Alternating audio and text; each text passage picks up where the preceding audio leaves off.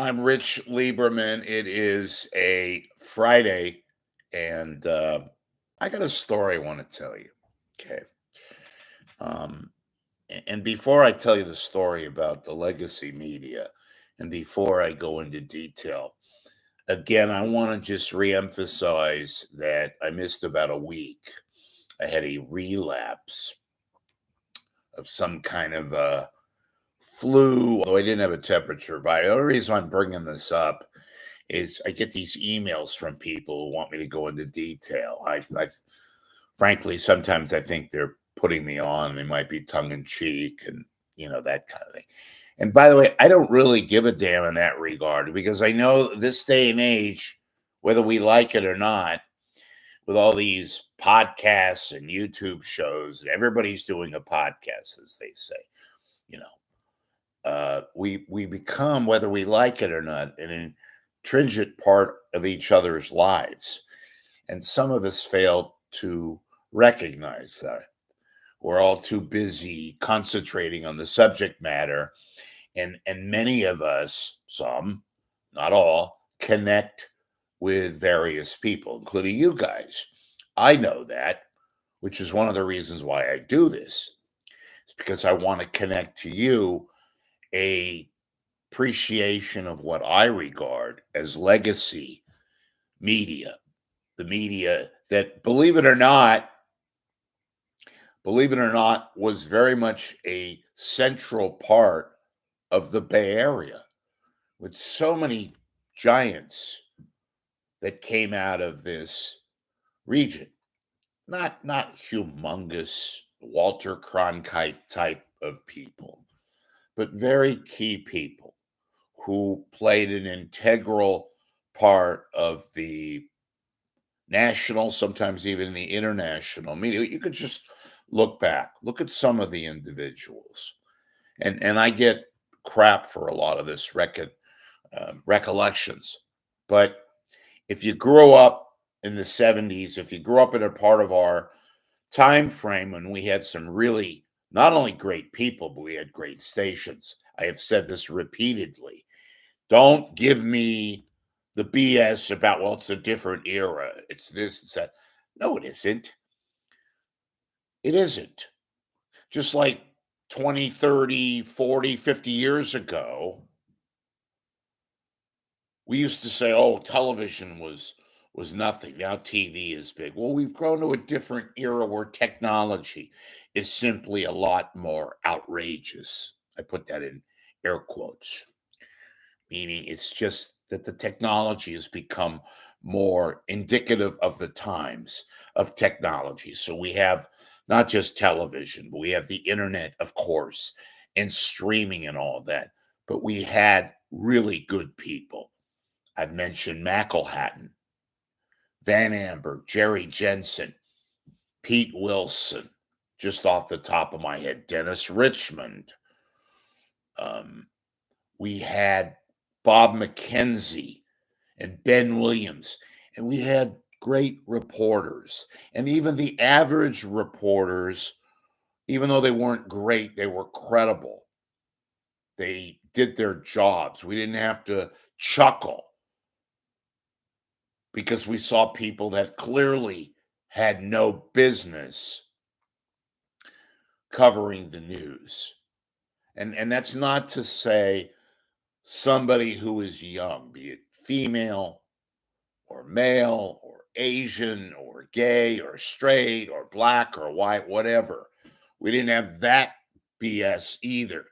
We had people that were hired because they were good, not because they affiliated themselves to a particular demographic.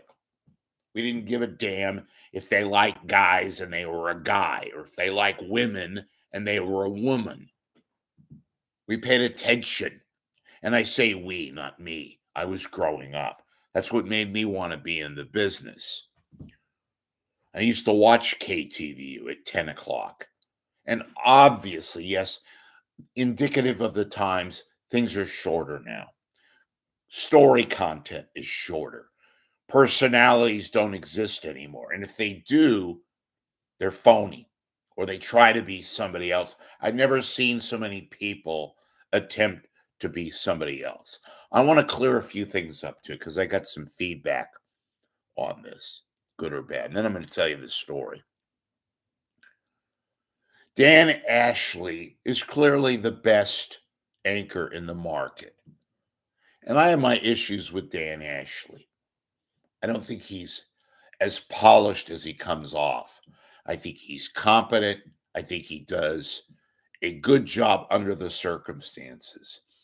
But the leader that he is, or that he supposedly is, in the industry locally, I hedge and I resent the fact that there are issues that Dan Ashley knows about at Channel 7.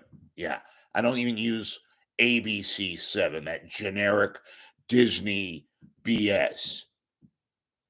Each station has their individual identity. And I've referred to KGO people as zombies because they go there and it's all within the lines of the mouse mafia, as I refer to them. They take advantage of the little people. They out and out disregard. And you talk about disrespect their own employees who have put in time and effort. And these are pros for the most part. Well, people ask me, well, what do you got in? What's your big deal at Channel 7? Nothing. I don't have a penny invested. But I know enough people who have told me what's happening at Channel 7 and how absolute respect, or lack thereof in this case, they have. They don't have any respect. And they treat people like crap. And people like Amadeus, who've been there a while. And yes, Dan Ashley should know better and should say a few things, but they don't. They're too busy having schmoozing and talking about wine collections with Spencer Christian. I've got nothing against Spencer Christian, but to me, that New York model of Good Morning America, where he came from, too bad it wasn't applied, or isn't applied, more importantly, at Channel 7 and KGO. We're good people, not just behind the scenes, but people like Leanne Melendez and people like Michael Finney, whatever the hell happened to him. Whatever happened to Michael Finney? Just disappeared in a blur. And by the way, I got no money. I got no interest financially or otherwise in the plight of Michael Finney. I'm just amazed at how somebody who's been a part of the market for over 30 years, an integral part, not a great person work-wise, but somebody who worked as a consumer editor, a reporter, an anchor, who vanishes and nobody says anything. And don't give me all this crap. Well, that just shows you about the worth of Michael Finney. BS. What happened to Michael Finney? Obviously, there was a contract dispute. Obviously, but what I've heard through the grapevine was a lot more than that. My point is, what kind of respect, Disney, Mouse Mafia, does that portend for your own viewers? Forget me. You guys, the viewers out there who still watch local television news. Michael Finney just suddenly disappears. Not a word, not an explanation, nothing. Folks, I find that bizarre. I find that reprehensible. And you, Mr. Ashley, and Miss Dates, and you, Spencer Christian, not a word, even with your coworkers, scuttlebutt, nothing. Just let them go. And that's essentially what happened at Channel 7. Now I want to get to this story. You want to know why I get irritated and outraged. And at this story that I'm about to tell you, I frankly chuckled in disgust in pure amazement. There's a big play that just opened about a month ago in New York called Good Night and Good Luck. It's the story that George Clooney is the star of, and it's the old CBS, um,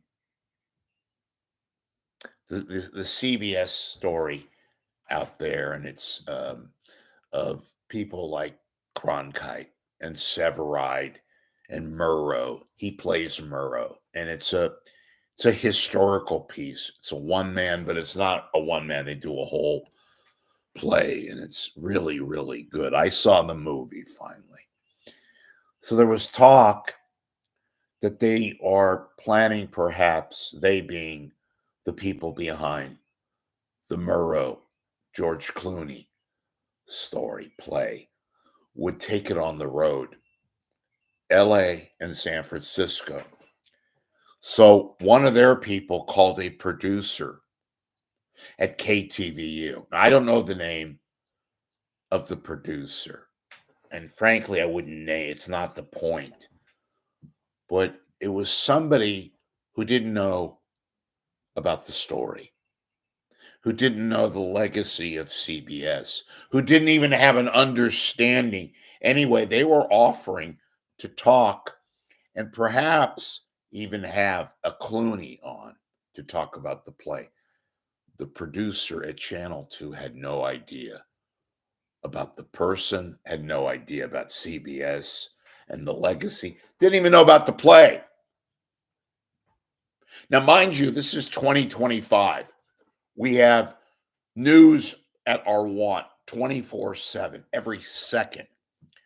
We talk about news cycles that are no longer days or weeks or months or hours or minutes, but in like milliseconds.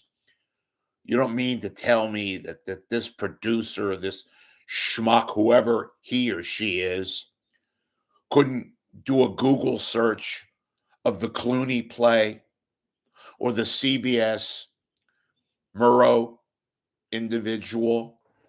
That's the kind of people we're dealing with here these days. They don't know history. They don't even know good history or bad history. The point being, here's a major cultural, journalistic endeavor taking place in New York, perhaps on its way to San Francisco at a Curran Theater, something like that, and somebody at KTVU. And I get on KTVU a lot for good reason. Have you watched KTVU? But that's another story. They couldn't even talk about Edward R. Murrow. And they couldn't even discuss for one of their stupid little shows that they do in the morning, Like It or Not, or something like that. Maybe it was Garcia. Maybe it was this schmuck that they have, Senior, who's too busy making sure that his tight suit is tighter. It is absolutely an outrage, and it's really, I shake my head. One of the reasons why I do this, and I will keep them on call and keep them to accountability, I hope. Please, folks, today is Friday. If you can, make a donation to my site so I can continue to give you scoops, ideas, opinion. Of course, yes, every now and then scoops. I'll see you later. Thanks for watching.